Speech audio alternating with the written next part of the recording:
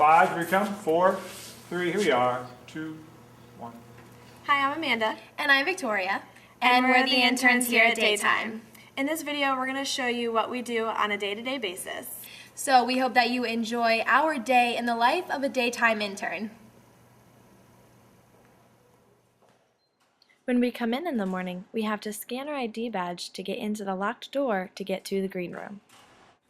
Once in the green room, we must make sure everything is ready to accommodate our guests. This includes making coffee and setting out snacks in case the guests want it. Then we take the guest from the green room to the studio behind these locked doors. Shh, this is where all the magic happens. 5, here we go.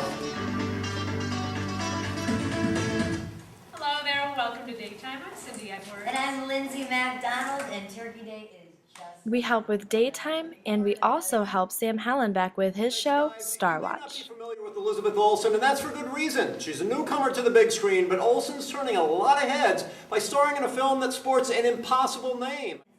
Interns help out with whatever needed, and sometimes that means running the prompter.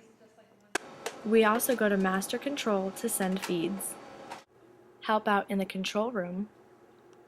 We also make dubs and log video.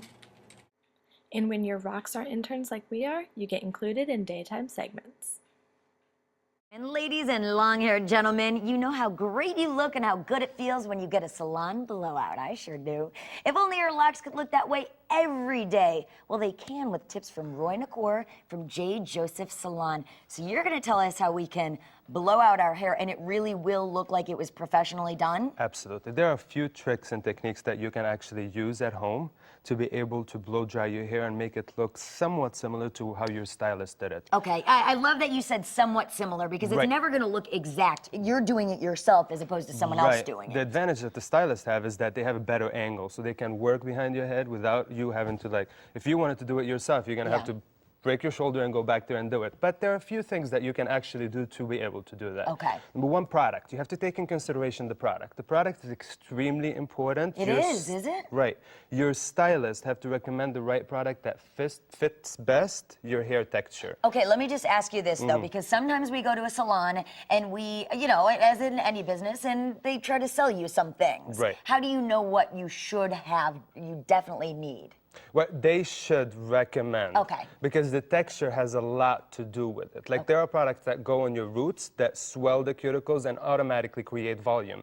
Other products that go on the ends that is just going to control the frizz. Okay. Just to give you an example with our model, Amanda. And there are interns also. Right. Our model, Amanda, what we basically did is we put products on her regrowth, then she flipped her head over. Okay. We blew dry everything down. And this is something, against the grain of the hair. Every time you go against the grain of the hair, you're automatically achieving volume. Ah, we like volume. We don't want 80s volume like I always sport, but we like volume. Right. So when you think about volume or the texture of the hair, it's very important that the roots are being taken in consideration. If you have a lot of hair and thick hair, you want to bring the roots down. You want to go with the grain of the hair. If you want volume, you want to go against the grain of the hair. So you flip your head over. So you'll flip your head over to get more volume. Right. And when you put the product in, should you put it all over your hands? That's exactly, good point.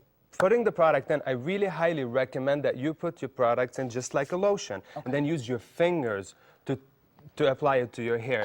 Using your fingers only is going to help you take sections and distribute the product evenly. Then as soon as you run out of products off your fingers, you basically go back to your palms and grab some more. You know how people grab this full hand and apply it? It's very hard to do it that way. All right. After basically blowing her hair dry upside down, we brought it back up and just a regular curling iron. Achieving this look is extremely easy at home. Instead of wrapping the iron around the hair, what I would like you to do is wrap the hair around the iron. So you basically take the hair, open the barrel up without closing it down, and wrap the hair around and leaving the ends out. When you let it go, it's going to automatically give you that little hairspray. Should last all day. So it gives you the nice, beachy, loose curl look. It's not the crunchy messy look that I've done myself. All right, let's go over here now. She has a wonderful straight look. Right. Her hair is absolutely beautiful. It She is. has very good texture hair. I want to talk to you a little bit about the importance of using the correct brush. Oh, that's key, isn't that? Absolutely. And I do it all wrong, so. Right.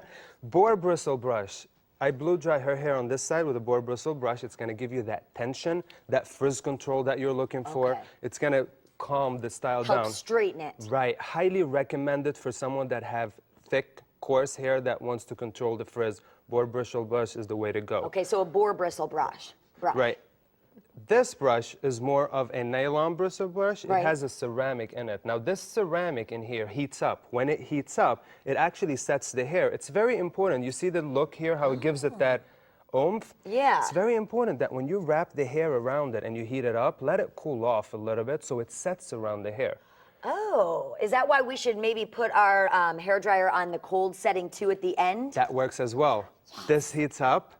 It cools the hair off, and the hair takes the shape of the brush, basically, and it gives it that volume. Okay, so you blow it, and then you just hold it for a couple of Hold seconds. it for a few seconds just before you let it go. If you let it go and it's still hot, it's just going to be limp and fall again. Okay. Does that make sense? All right, Roy, that makes perfect sense. If we want more tips and tricks from you, from a professional, Right. on salon techniques, where should we go? Facebook, we're always posting on Facebook on tips and techniques to do it, and we have a lot of information on our website at jjosephsalon.com. Cool. Thank you so much, and thank you Thank you. guys. Thank you. So much fun.